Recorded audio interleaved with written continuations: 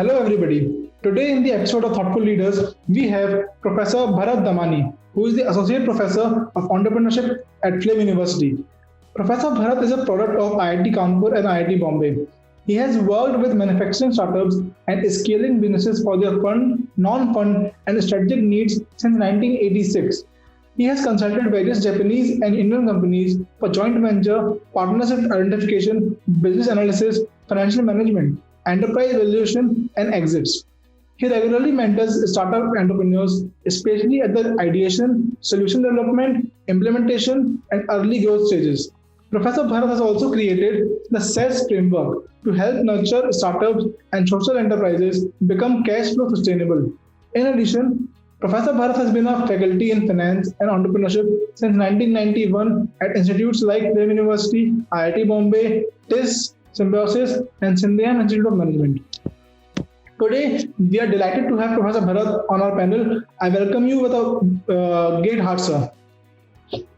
Thank you very much for inviting me. It's a real pleasure being associated with you. So, sir, with your kind permission, can we please start with the interview? Yeah, please go ahead. Okay. So, my first and the foremost question is, being the HOD of Entrepreneurship of Flame University, what changes have you implemented in the course curriculum of MBA in Entrepreneurship? Let me take you back a little bit 6 years ago when I first became associated with Flame University.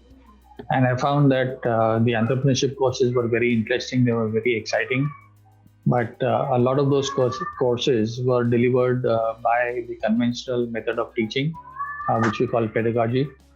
And the practical element needed to be increased significantly. So the first thing that I did was I converted a lot of content into practical application oriented learning, because entrepreneurship, you will agree with me, is not a theoretical course. It's an applied subject. And it's like, learning a sport. You can learn a lot about the sport by reading on the net or by talking to people or by even watching these sports being played on the TV. But unless you take the sport yourself on the field, you will never learn the sport. Same with entrepreneurship. So unless you actually go and do it yourself, the learning component will not happen. So the first step that we did was we introduced a lot of learning components in it by practical applications. And the second thing that we did was to add a lot of more courses, new courses. So earlier we had around 5 courses. We now offer around 11 to 12 courses in entrepreneurship. So that is the main change that we've brought in. 2 things, new courses, and each and every course having a practical element where students learn by doing various things themselves. Okay, great. Sir, according to you, what are the uniqueness of Flame University and the programs offered at Flame University? So if you are referring to entrepreneurship, I will say that this is one of the few universities in the country which has a series of courses in entrepreneurship. Most of the other universities across the country, they offer 1 or 2 courses in entrepreneurship. They do have 3 or 4 in some cases, but again, all the courses, if you see the content, if you see the pedagogy, it is all theoretical, it is all conceptual. In addition, a very important point you need to consider is what is the background of the faculty who teaches the entrepreneurship courses. It is very difficult to get faculty in entrepreneurship who have industry experience, who also have a doctoral qualification, and who have taught in the past.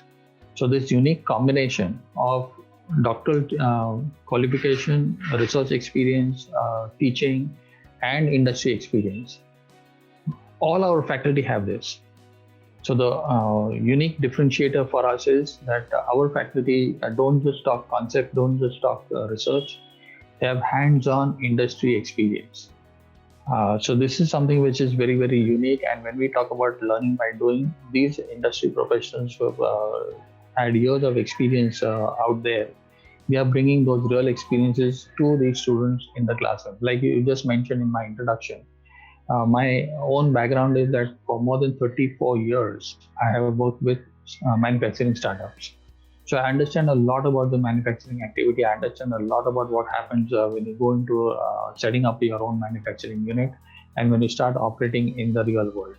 So this is the element which is unique to Flame. Very few institutions in the country are able to offer this. Right. Sir, what challenges did you face while designing and redesigning the curriculum of the entrepreneurship program? The major challenges we faced was keeping pace with the changing times. So what we did was we benchmarked the courses offered by Harvard, Stanford, and Babson College. Babson College is the number one college for entrepreneurship across the world. It has been ranked number one for a series of years, more than 10 years at a stretch. We are very fortunate that we have a tie-up with Babson College. And the kind of courses that are offered by these flagship universities across the world, we studied each one of them, and we tried to adapt them to the Indian context. So although the courses were very good and they were very exciting, we had to recognize the Indian concept as well. So adapting them to the Indian context was one of the important parameters. The second parameter was we also have to adapt the courses to the type of students that we get for the MBA program. Now, unfortunately, in India, even today, MBA is still looked at as a passport to having a job in a good company.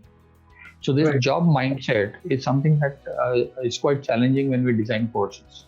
So we kept that in mind and then have come out with this entrepreneurship courses. The third element was to get faculty. So it is okay to design a course, but then if you don't have a corresponding faculty, you can introduce the practical element in the classroom or make the students undergo the practical learning. Then again, it's a challenge. So you could have a fantastic product, but your delivery could be impacted. So these were the challenges that we faced and we have overcome.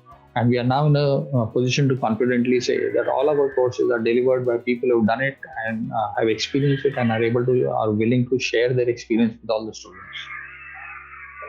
Okay, nice. Sir, my next question is, when you first came to Flame University, what was your vision for the college and has it evolved over time? And how far along in implementing that vision are you currently? So 6 years ago, when I first came to Flame, I came as an invitee. I was invited by a faculty member to participate in a venture funding fair. It was a simulation course which was run using a computer simulation designed by Innovative Learning Solutions of the United States of America. Professor Ernest Cadot is a faculty, is a chair faculty in the University of Tennessee, and he's also the professor of innovation. So he has designed the simulation which has been operating more than 25 years across the world, and more than 800,000 students have benefited from it. Now, I was invited as a venture capitalist. Now, what is a venture capitalist doing in a classroom where the students are doing learning by simulation? So this is the uniqueness that attracted me. What happened was, in the simulation, the students start a business, they invest their own money, and at a particular point in the business, they run out of their own money, which happens with all entrepreneurs. And the corresponding reality side of the simulation is that the point at which they run out of money, that is the point when their products get accepted, when the business gets accepted in the market. They need to grow, they need to expand, and they need to invest in more capacity. At the same time, they need to invest in R&D. So the investing needs or the funding needs of the enterprise are quite high. The entrepreneurs have sustained for a period of time and they've run out of money. So this is a very realistic scenario which happens with a lot of companies out there. So the simulation has a provision by which this money is available to you. But to give it that practical element, one more practical element, I mean, simulation itself is a very exciting thing to do. But in addition to that, over and above that simulation, what we did was, in that funding round, although the system gives you the money, we bring real investors from the industry and put them before the students.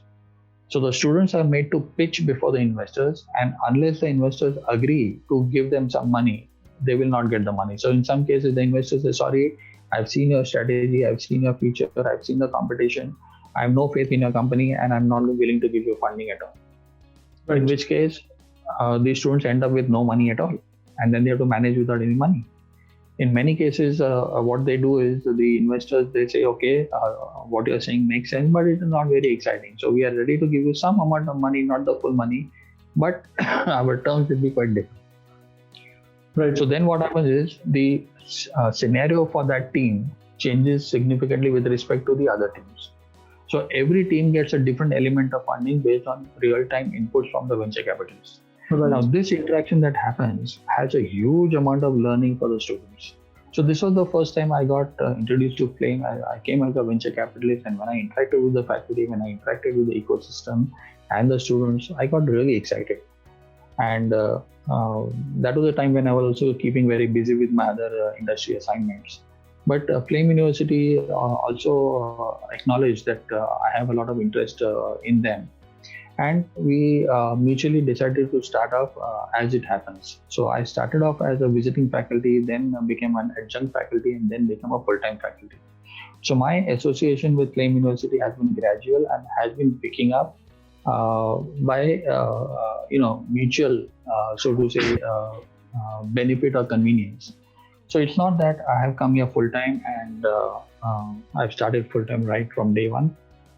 They've done well, they've received me well, I've done well, they've liked me. So it's a mutual benefit. And whatever I wanted to introduce as a guest faculty, they agreed. I came as a visiting faculty. I said, look here, this course does not sound well. It looks nice on paper, but delivery is a problem. Can I do something about it? They were very open-minded. They said, please go ahead and improvise the way you want. Please bring in innovations. Please bring whatever you want to do and go ahead. So the freedom given to me at Flame University or all the faculty at Flame University is such that the focus of learning on the students is paramount. Right. So this approach of Flame University really excited me and made me continue my journey with Flame. And over a period of time, the entire course has been revamped. Like I mentioned earlier, we had just a few courses to begin with, but today we have more than 10 courses in entrepreneurship alone. Right. And because of which we offer a major in entrepreneurship, we also offer a minor in entrepreneurship. So the freedom, the ecosystem, the support that we get, the willingness to experiment, the willingness to innovate, and to introduce new pedagogies, new tools of learning, that's amazing at Flame. Right. So, sir, because we're talking about students being self-employed or talking about entrepreneurship, whether a student doesn't have to look for a job, rather create jobs for others as well. So, what are your views on the placements and higher education of the students from your department, like entrepreneurship? See, entrepreneurship, the fundamental thread across all our courses in entrepreneurship, apart from learning by doing, is to work on the mindset of the student. Now, the fundamental difference between a person in a job and a person who is a business owner is the mindset. So we often ask simple questions like this. Do you agree that the person who is in a job and the person who is the owner of the business, do they think in the same way? So obviously they don't think in the same way. Right. Which thinking do you like better? So they say the owner's mindset. And each and every course, we emphasize on this and say that one of the biggest learning objectives that you're going to get at the end, you learn from this at the end of the course is how it has influenced your own thought process. So entrepreneurship is all about a mindset. Now, if you are able to cultivate the mindset, it's a question of where the student wants to apply it after they graduate from Flame University. So it's not mandatory, it's not necessary that they must set up their own venture after they graduate, or they must join their own family business after they graduate. No. Many people, they want to join a company in a job situation. Now see the difference. When a person with an entrepreneurial mindset joins the company along with others who have a job mindset, you can see the difference in their approach. You can see the difference in the result orientation. You can see a difference in how they get things done. And the people who with an entrepreneurial mindset will obviously be able to manage things better, will have better delivery of results, and they'll rise faster in the organization to become team leads or to become group heads or business unit heads and divisional heads, strategic business unit heads, and so on. So people with an entrepreneurial background, particularly from a university like Flame, where a lot of emphasis on practical aspects, they tend to rise faster in the organization, and it gives them the ability to manage things on their own from an owner's perspective. So this career plan that is there is very, very valuable. And later on, many people, like even if you go to Babson College, not all of their graduates start their venture from day one. Right. Many people would like to take some experience in the industry, and then after 3 years, 5 years, 7 years, maybe 10 years, they would like to venture off on their own. So same thing happens in India as well. So although you are an entrepreneurship qualified person, it doesn't mean that you have to start your venture right from day one. So we are very supportive. We are very involved and concerned about the future of the students. And once a student, always a student. So even today, I have started teaching right from 1991 when I started with the Sydenham Institute of Management in Mumbai. So my students from Sydenham Institute of Management, some of them are still in touch with me. And once a student, always a student, which means whatever they need in terms of their career planning or in terms of their job or in terms of their own business, if they have started one, all that mentoring, I give it to them for free. I don't charge. I'm a consultant, but I don't charge them. I don't charge my own students for lifetime. Right. So this is the value that they take and benefit from when they finish a course with me or with Flame University. Right. So how do you inculcate the industry relevant practices in the course curriculum? Because as far as I can understand, entrepreneurship is very niche and people in India are still in the process of developing that mindset that we're talking about. So how do you inculcate that industry level experience? So we do it in two ways. One, we get those people who have introduced those practices in the industry to the classroom. So we have a lot of guest sessions by entrepreneurs, and these entrepreneurs share their insights, and they are willing to give them inputs as to what made them change, what made them adopt, what are the difficulties they face, how did they overcome all those difficulties. So this entrepreneur interface helps a lot. Second is, having understood what is happening, we try to design assignments or projects which will help the students cultivate this mindset. So you will agree that teaching will always lag the industry. So that time lag is something that we always need to keep in mind. So once something new happens in the industry, we also study it, and then we also try to see how we can bring it to the classroom and make it an enriching learning experience for the students. So both by project work, assignment work, live assignments, live industry studies and analysis, as well as interaction with entrepreneurs. So that combination is what we create. Right. And so, do you have any extracurricular activities or programs to enhance the skills of the students or expose them to the real world challenges that an entrepreneur might feel or might face? Yes, we do have a complete entrepreneurial ecosystem at Flame. So we say that it takes a whole village to develop an entrepreneur. It's not just the course or just one faculty who can make the impact. The entire ecosystem has to be geared up. So we have the Flame Entrepreneurship Lab, it's a student-run body. We have the Flame Origins program. We have the Flame Incubator program. We have the Flame Certificate program in Entrepreneurship and Innovation. We have the Babson Collaborative Challenge. So this is a global challenge where it's a competition where students from across the world compete for being the winner at the Babson College. So it's a two-level entry. First level is at the Flame level and second is at the global level. Then we participate with various other partners like TiE Pune. TiE Pune and Flame University have a tie-up. Or we have a very close association with the Alumni Association of IIT Kanpur. So IIT ecosystem and their entrepreneurs are also, interact quite frequently with the Flame students. So we do a whole lot of these industry outreach programs, and it is through these programs that the students benefit a lot. Great. Sir, coming on to my last question for the day, any suggestion that you would like to give to the current youth and the aspiring students who want to pursue entrepreneurship as their higher education? You have touched a corner of my heart. Gone are the days where you join a company and retire from that company. Right. Gone are the days where you join a company and your job is safe. Gone are the days where you could get employment on tap based on your qualification and experience. Today is a time when cost is one of the most important aspects. Result orientation is extremely critical.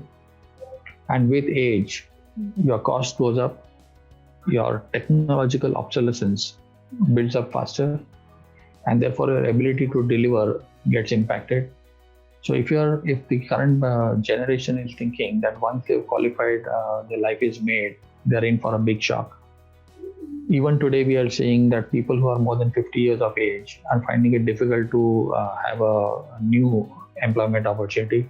If they are okay with their existing environment, they continue with that, it's still okay. But if they want to change for whatever reason, if they've been retrenched and they have to find a new opportunity, it's very difficult for them.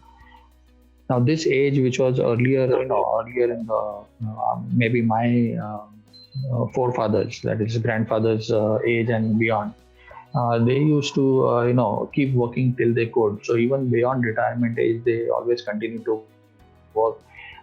Then the generation before me used to work till 60. Today's generation is working up to 50.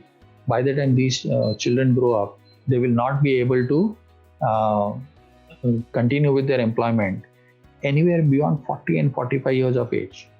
Right.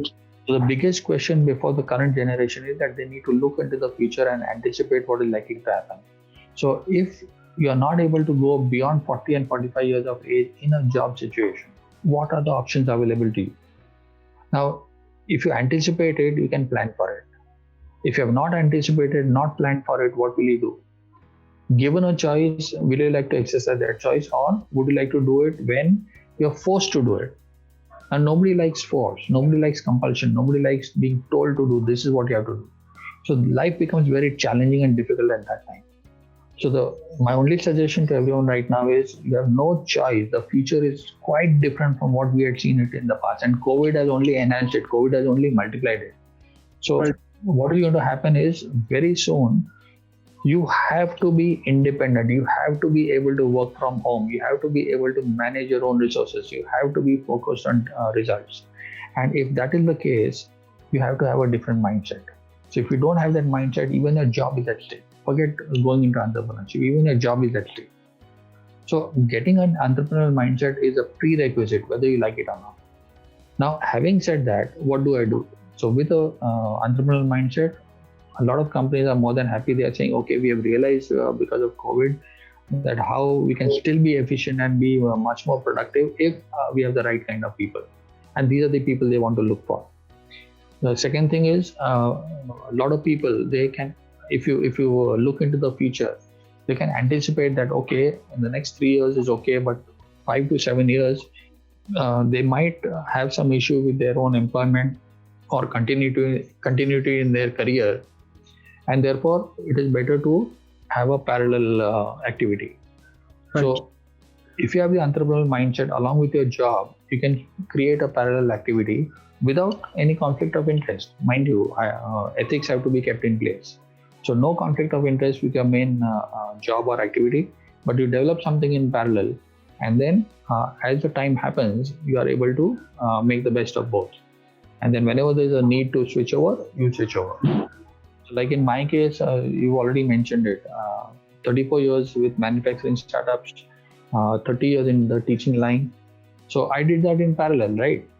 Now, I did that in parallel with the permission and the consent of the organization with whom I was associated with.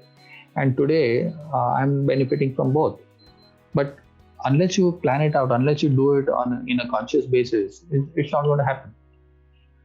Right. So today's children need to understand that, see, the social media, internet is very good, but at the same time, what are the downsides? The downside is the current generation is very, very hesitant of doing field work. Right. This needs to change. Everything cannot be done online. Online is supposed to help you. It's not a substitute. So if I'm not willing or not able to go on the field and do things myself, I will very soon get a wake-up call in the future. Right. Just connect it a bit. Why are mental health issues going up? Mental health issues are going up because a lot of students or the younger generation are not able to face the grim realities of life. The minute they get opposition, the minute they get criticism, the minute they get some kind of resistance or some kind of rejection, they're not able to accept it. Right. So all this partly because of the internet, the social media age, and the fact that people just want to keep working on their machines. Not a good sign. You need to have a balance between internet and physical, and that physical is no longer the earlier physical. It is the new physical, which is entrepreneurial. Right. Thank you so much, sir. Thank you for taking out your precious time for the interview. I, on the behalf of Collegedunia, thank you from the bottom of my heart. And we are very glad to have you on the panel. Thank you so much. Thank you very much, Samarth. I really appreciate you inviting me and look forward to being associated with you and the student community for years to come. Thank you.